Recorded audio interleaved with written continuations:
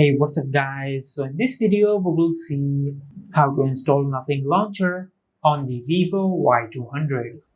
Now to do that, just open the Play Store app on your smartphone and from here just search Nil Launcher. Now just install the Nil Launcher app on your smartphone. Now it will take a few seconds to install this app on your smartphone. And once the app is fully downloaded, just tap on Open. Now just tap on Continue. Now as you can see, we have successfully installed the Nothing Launcher on our smartphone. Now let's set the Nothing Launcher as our default launcher.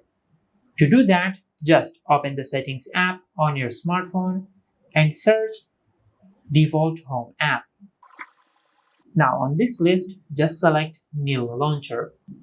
And this is how you can install Nothing Launcher on the Vivo Y200.